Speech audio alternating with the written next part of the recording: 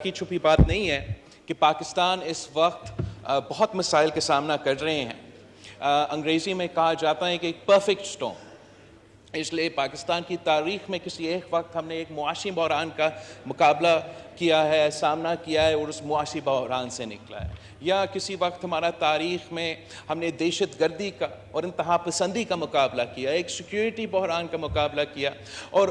اس کو مقابلہ کر کے فتح کیا تھا، پاکستان آگے بھرا تھا۔ پاکستان کی تاریخ میں ہم نے جمہوری بحران بھی دیکھا ہے، آئینی بحران بھی دیکھا ہے،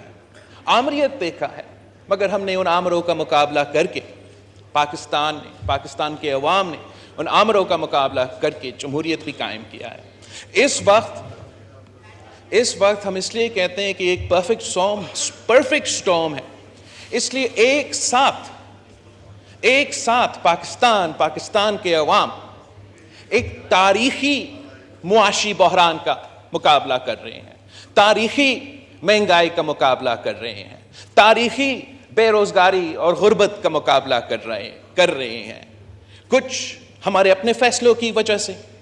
کچھ اس لیے کہ ایک ایسا نالائق نااہل وزیر اعظم ہم پہ مسلط کیا گیا جس نے اپنے ہاتھوں سے پاکستان کی معیشت کا گلا گھونٹا، جس نے اپنے ہاتھوں سے پاکستان کو ڈیفالٹ کی طرف دھکیل دیا گیا۔ مگر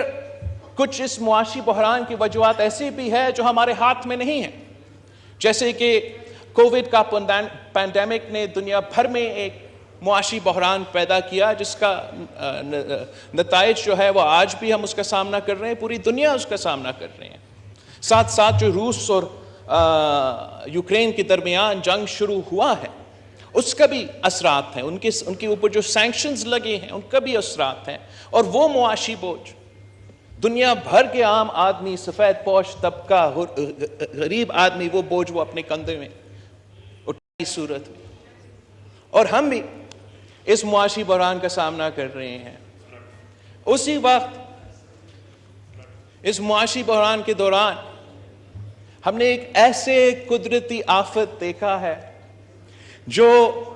کہ نہ پاکستان کی تاریخ میں، یا جب ہم ایک کلونیل ملک ہوتا تھا تب کے بھی ریکارڈ، 100 سال پہلے کے جو ریکارڈز لیے جاتے تھے ہمارا مانسونز کے اور سیلاب کے، تب بھی ہم نے اس قسم کا بحران کا سامنا، قدرتی آفت کا سامنا نہیں کیا، جب 1/3 پاکستان کی سرزمین پانی کے نیچے ڈوبا ہوا ہو۔ 33 ملین پیپل، مطلب ہر 7 میں سے ایک پاکستانی اس قدرتی آفت سے متاثر تھا اور آج بھی متاثر ہے۔ آج بھی راجن پور کے عوام، پنجاب کا راجن پور کے عوام،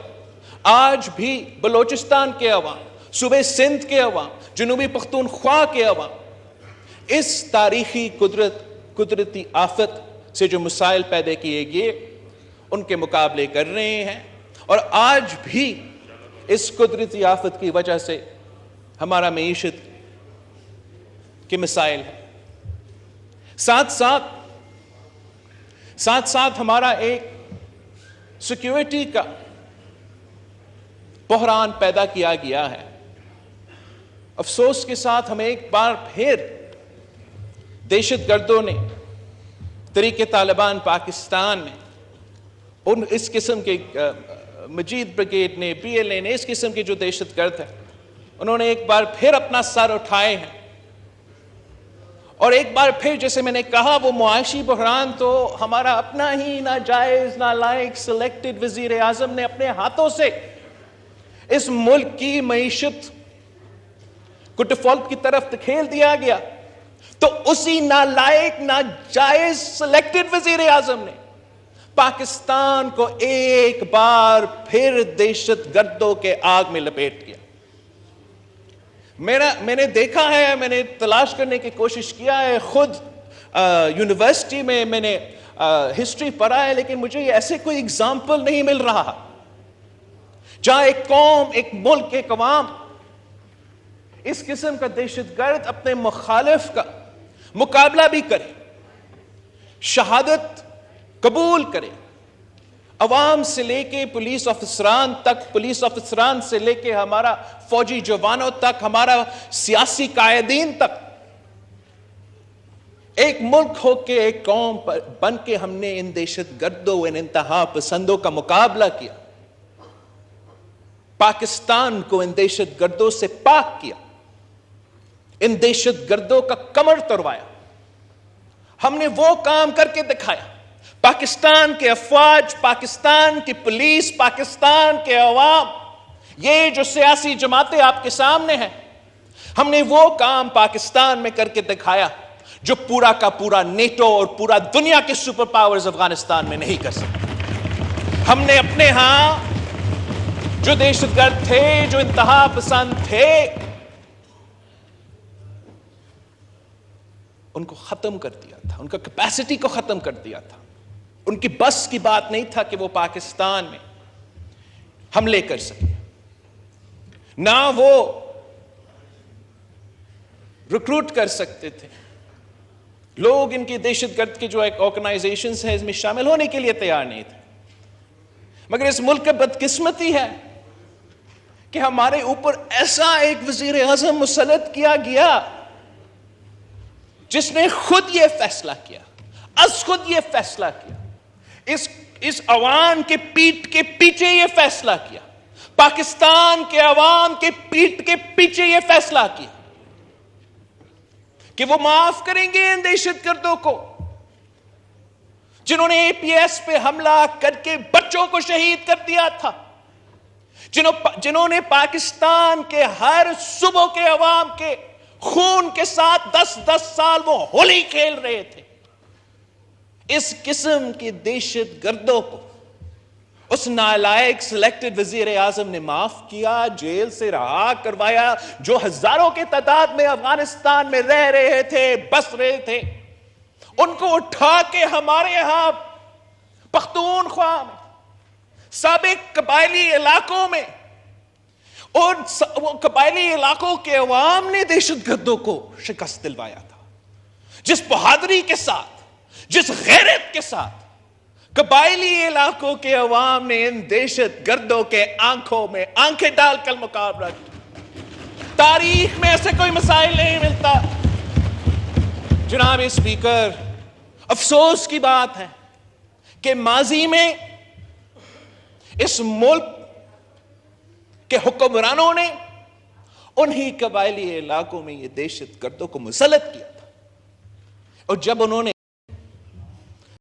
کے ساتھ ان کا مقابلہ کر کے ہروایا، شہادت قبول کی، قبائلی علاقوں میں ترقی آنا شروع ہو رہا تھا، تو اسی وقت ایک بار پھر ایک نالائق ناجائز سلیکٹڈ وزیر اعظم نے ان دہشت گردوں کو، ان انتہا پسندوں کو افغانستان سے بھی اٹھا کے ہمارے قبائلی علاقوں میں بسانے شروع کر دیے۔ تو آج اگر پاکستان ایک معاشی بحران کا سامنا کر رہا ہے تو اس معاشی بحران کے پیچھے ایک سلیکٹڈ وزیر اعظم ہے، اور اگر آج پاکستان ایک بار پھر دہشت گردوں کا سامنا کر رہا ہے، ایک سیکیورٹی کا بحران کا سامنا کر رہا ہے، تو اس کا بھی پیچھے ایک سلیکٹڈ وزیر اعظم ہے۔ جناب اسپیکر، ہم ایک جمہوری بحران کا بھی سامنا کر رہا ہے۔ ہم نے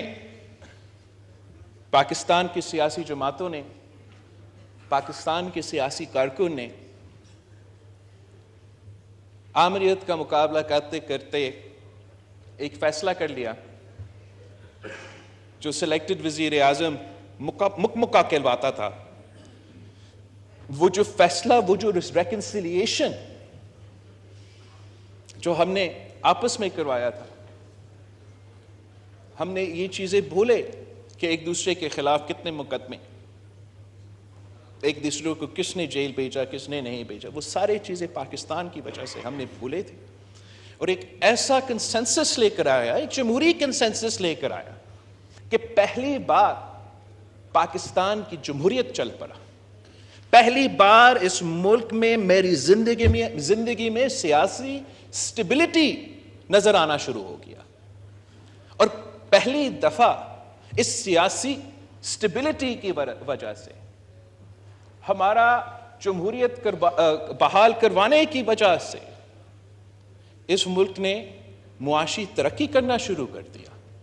سی پیک جیسے منصوبہ گوادر سے لے کے ہمارے پہاڑوں تک ایک ایسا ترقی کا، ایک ایسے معاشی ترقی کا دور شروع ہو گیا جو پاکستان کی تاریخ میں نہیں ملتا. مگر جیسے ہی ہم نے وہ چارٹر آف ڈیموکریسی سائن کیا، جمہوریت کو بحال کیا، اور اسی چارٹر آف ڈیموکریسی کی وجہ سے 1973 بحال کیا 18ویں ترمیم کی صورت میں، اسی چارٹر آف ڈیموکریسی کی وجہ سے ہم نے NFC ایوارڈ دلوایا، صوبوں کو ان کو حق دلوایا، پختونخوا کو ان کو شناخت دلوایا، صوبوں کو ان کو اپنے وسائل کے مالک بنائے. مگر جیسے ہی ہم نے یہ چارٹر آف ڈیموکریسی سائن کیا تھا تو اسی وقت جو غیر سیاسی بھی لیکن خاص طور پہ غیر جمہوری قوتیں ہیں، انہوں نے ایک ہائیبریڈ جنگ شروع کیا تھا. ایک ہائیبریڈ جنگ جمہوریت کے خلاف، اس سیاسی کنسنسس کے خلاف، چارٹر آف ڈیموکریسی کے خلاف، یہ سیاسی جماعتوں کے خلاف. اور یہ جو حملہ تھا یہ ہر طرف سے ہو رہا تھا، میڈیا کے تھرو بھی ہو رہا تھا، کردار کشی کروایا گیا، ایک ایک چن کے ہر سیاسی لیڈر جو اس ملک کا ہے ایک ایک کا چناؤ کیا گیا، میڈیا کے تھرو ان کا کردار کشی کیا گیا. اگر کیسز بنا سکے تو کیسز بنوائیں گے، اگر کیسز نہ بھی بنا سکے تو میڈیا کے تھرو ایسا سیاسی کردار کشی کروایا گیا. اور ان کا مقصد یہ تھا کہ پاکستان کے عوام کا اعتماد نہ صرف ان سیاسی قیادت سے اٹھ جائے مگر الٹیمیٹلی اس عوام سے اٹھ جائے، اس جمہوریت سے اٹھ جائے. ساتھ ساتھ ہمیں سب یاد ہے اور ہمیں اس بات سے ڈرنا نہیں چاہیے، اب جو بحران ہمارے سامنے پیدا ہوا ہے اس کا ذمہ دار کون ہے؟ ہم تاریخ میں اتنا پیچھے نہیں جاتے ہیں کہ کون چلے، ہم جاتے بھی. 1996 میں جس طریقے سے جنرل ریٹائرڈ حمید گل نے اس سلیکٹڈ کا انگلی پکڑ کے سیاست میں لے کر آئے، وہ کیوں لے کر آئے؟ اس کے بعد جو کردار جنرل پاشا کا تھا، جنرل ظہیر الاسلام کا تھا، جنرل فیض حمید کا تھا، وہ آپ کے سامنے ہے، اس ملک کے عوام کے سامنے ہے، تاریخ کا حصہ. وہ بھی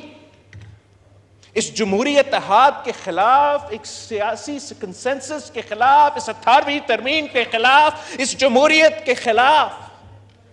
ایک گٹھ چور تھا جو اس ہائیبریڈ جنگ میں شامل تھے، کسی اور کے خلاف نہیں، اپنے ملک میں 18ویں ترمیم، ہمارا فیڈریشن کے خلاف، ہمارا جمہوریت کے خلاف. یہ لوگ شامل تھے جناب اسپیکر. اور کون تھا شامل تھے جناب اسپیکر؟ ہمارے کچھ اتحادی بھول جاتے ہیں مگر ایک اور چیف جسٹس بھی تھا، افتخار چودھری صاحب.